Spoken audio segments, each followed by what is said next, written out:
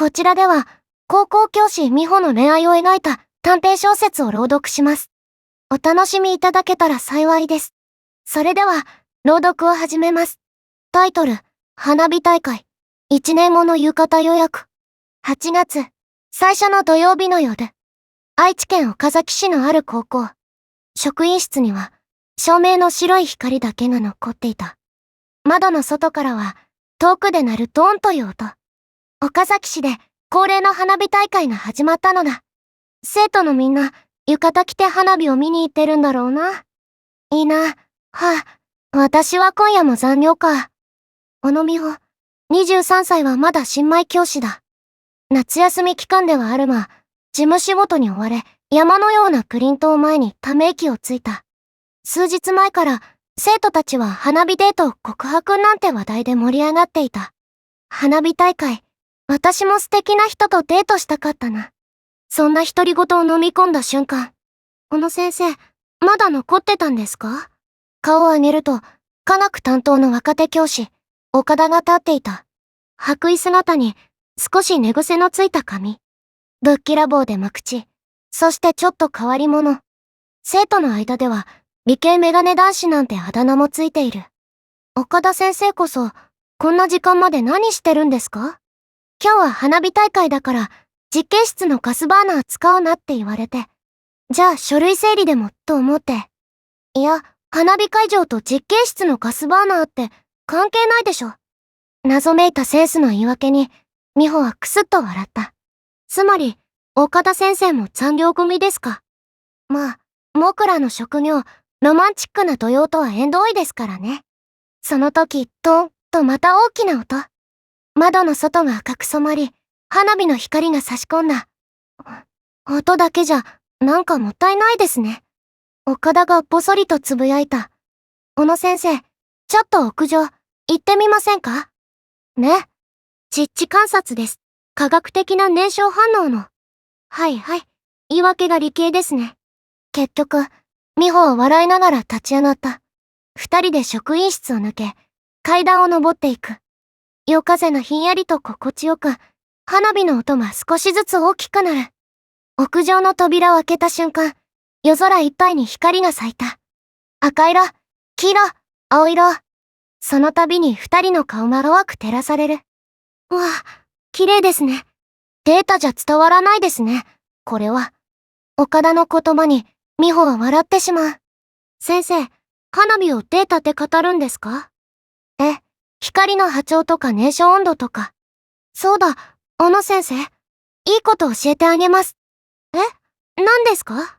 もしかして寂しい花火の夜に私にサプライズプレゼントですか？はい、とっておきの。なんだろう？ちょっと不思議な岡田先生のサプライズ、気になるかも。岡田は先ほどよりも流暢な口調で話を続ける。いいですか？花火の色っていうのは金属の炎色反応です。赤色はストロンチウム、黄色はナトリウム、青色は銅の化合物がよく使われます。ちょっと、やめてください。せっかくの綺麗な花火が台無しです。っていうか、ただの科学の授業じゃないですか。ロマンがゼロです。美穂の予想をあっさりと裏切る岡田の言動。でも、不思議と居心地は悪くなかった。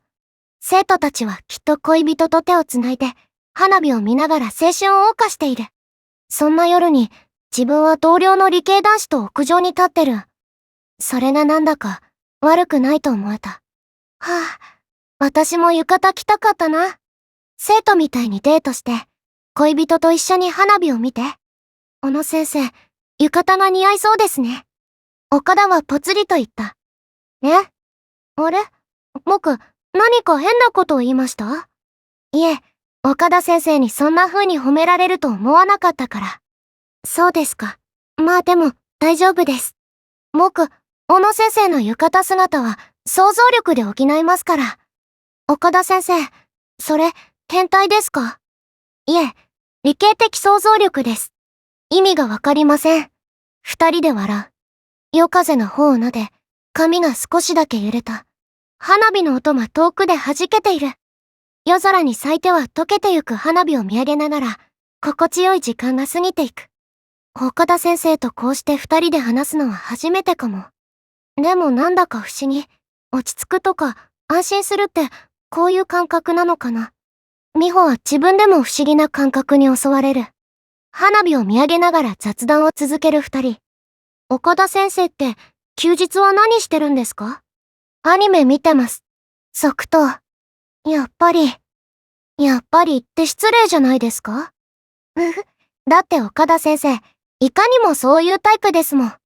岡田は少しもくれた顔で笑った。アニメの中の花火も綺麗に描かれるけど、誰かと一緒に見る実物もまた綺麗ですね。モーク、今ちょっと感動してます。今日はありがとうございました。その言葉が、不意に胸に残った。ぶっきらぼうなのに、まっすぐで。美穂の心臓が、一つ跳ねる。岡田先生。はい。さっきの想像で補うって話、どんな浴衣を想像したんですか？それは、気になりますね。岡田は少し目をそらしていった。口に出して言うのは、恥ずかしいです。ちょっと、一体どんな浴衣姿を想像したんですか？美穂の鋭いツッコミに押されながら、岡田が答える。白地に水色の朝顔柄で、髪はまとめて、花飾りのかんざし。細かっていうか、ちゃんと普通に可愛いじゃないですか。モーク、想像力だけは自信あります。いや、それ本当に変態ですよ。二人で笑い合う。夜空に最後の大玉が打ち上がる。真昼のように光が広がり、静寂が戻る。終わっちゃいましたね。来年もありますよ。そうですね。少し間を置いて、岡田が言った。その時は、想像じゃなくて、本物の浴衣姿、見せてもらってもいいですか？その不器用な言葉が、夏の夜風に溶けていく。美穂は少し頬を染めて笑った。1年後の浴衣姿を予約ですか？岡田先生。その前に何度かちゃんと誘ってください。わかりました。岡崎の夜空には、まだ煙の名残が漂っていた。屋上の手すりに並んで立つ二人。教師同士の、ほんの少しだけ甘い夏の夜だった。さて、今お送りしましたのは短編小説花火大会1年後の浴衣予約の朗読でした。素敵な夏の夜の物語でしたね。新人教師の小野美穂先生と科目担当の岡田先生のちょっぴり不器用で甘い恋の始まりを描いた非常に心温まる作品でした。この物語の舞台は生徒たちが花火デート告白で盛り上がる8月最初の土曜の夜。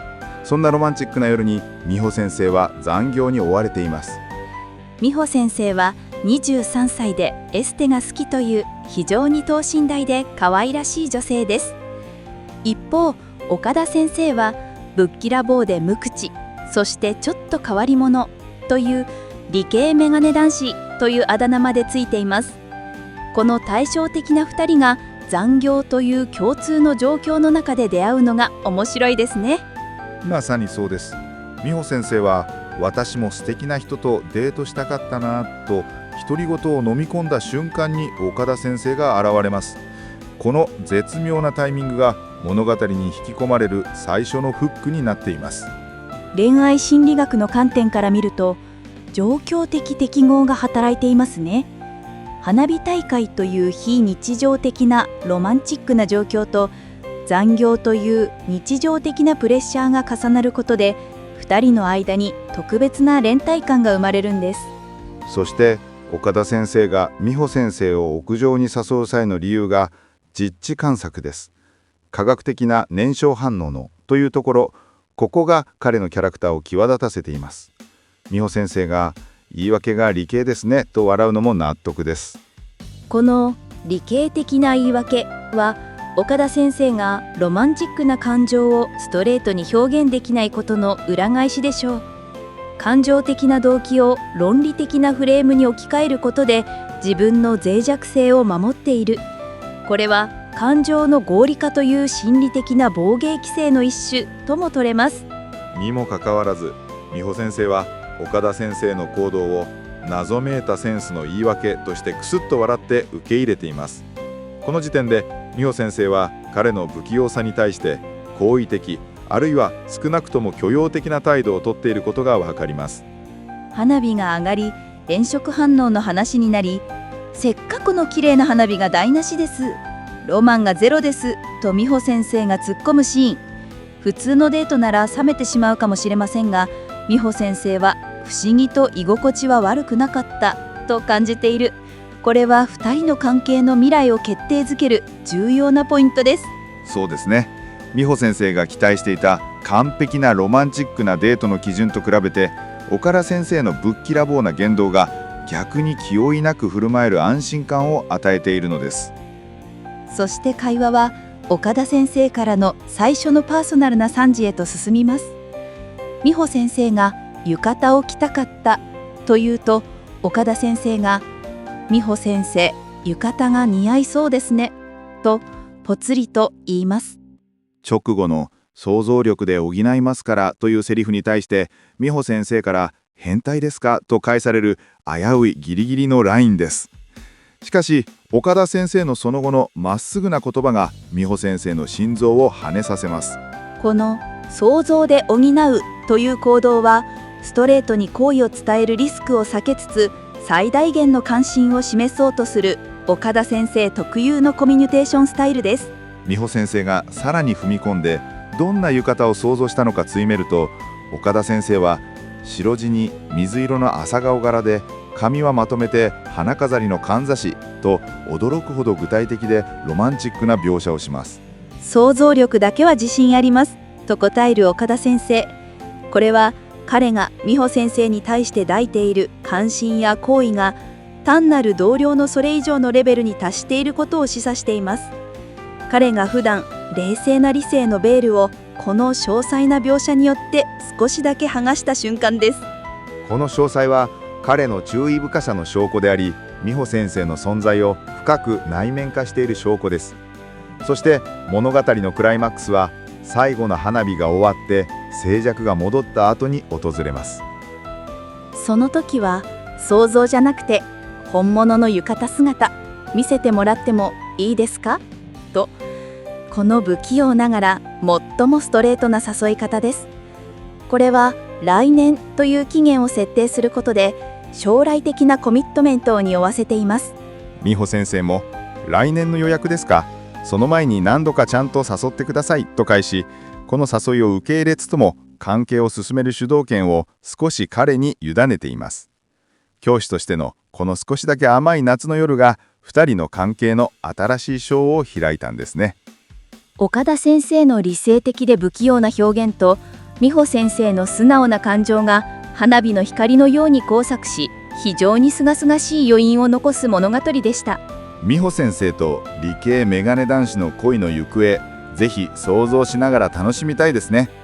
今夜は小説花火大会と1年後の浴衣予約の解説をお送りしました。ありがとうございました。次回もまた素敵な物語でお会いしましょう。最後まで聞いていただきありがとうございます。美穂のプロフィールはこちらです。休日はエステに通う美容意識の高い高校教師です。彼女のイラストギャラリー動画を YouTube で配信しています。またイラストデータをグッズサイトすずりで配信しています。ぜひ概要欄のリンクからお越しください。こちらでも楽しんでいただけたら嬉しいです。最後にこの動画にもいいねやフォローをして応援してもらえたらすごく嬉しいです。よろしくお願いします。